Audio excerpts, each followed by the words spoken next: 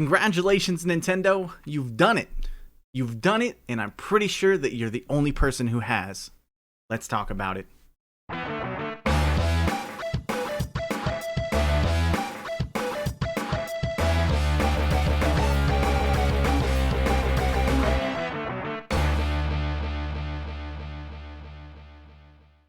Welcome back, YouTube. I am Kektor, and today we are talking about Tears of the Kingdom and its $70 price point. But before we get into it, if you're new to the channel, make sure to like and subscribe. It helps me out a ton. $70 games rose to prominence in 2020 when 2K announced that they were going to be selling NBA 2K21 for $70 on current gen platforms. Once that game sold, we all knew what was coming next. Developers started lining up to update their prices en masse to try and get a bigger piece of the pie that is the gaming industry. But since the trend of $70 games started, we've seen another trend that developed right alongside of it. Disastrous releases where games come out being unoptimized, missing features, and games that require weeks or even months of patches in order to get them in some sort of running order. The age of the $70 game was looking pretty bleak.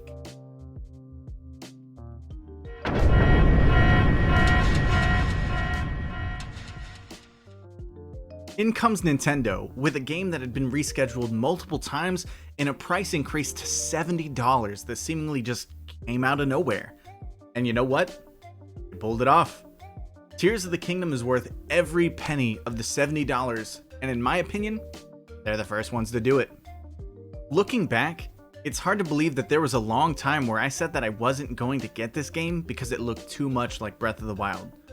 Now, Breath of the Wild was a great game for its time, but I wasn't ready to invest another $60 or $70 into more of the same because gaming standards have grown since its release in 2017.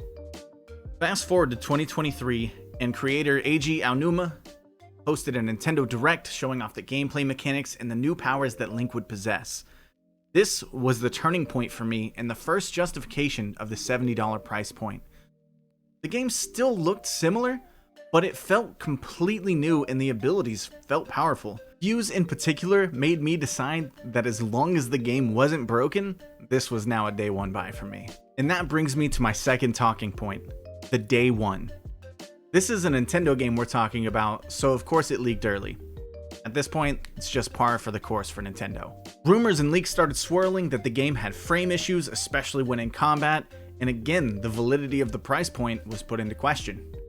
This uncertainty was short-lived, however, because 2 days before the game officially launched, we got a day one patch that fixed all the performance issues. This ensured that everyone who picked up the game on launch day would have a pristine experience.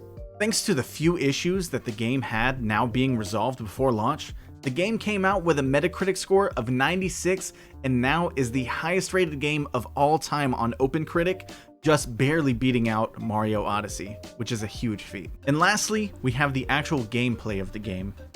I won't go into the story, but we got a huge increase in cutscenes and story elements to make this feel more like a more traditional Zelda game while still in an open world. Temples made a return. There are massive areas that Nintendo didn't even discuss prior to the launch, leaving something for fans to feel surprised and delighted over, even if they followed all of the coverage leading up to the game. They fixed weapon durability, which was the biggest complaint people had from the first game. There are more adventures, more quests, more intrigue, more interaction. The game feels more alive. It's like Nintendo listened, which is something they don't do very often, and they adapted. And it paid off. I said all of that to say this. Tears of the Kingdom is the only $70 game that really feels like it's worth $70. Here's hoping that this is a step in the right direction for the gaming industry, but we shouldn't spend our money on hopes. We need to be more responsible with our purchases. Don't pre-order games if you can help it. Let's hold these developers responsible if they decide to charge $70 for a game that they know damn well is broken. Together, let's demand more game releases like this one. But that's gonna do it for today's video. Let me know what you think about everything that I said, and even the game itself, down in the comments below. I do want to give a special shout out to KonaChocolate for making that cool new challenger approaching transition for me for this video specifically.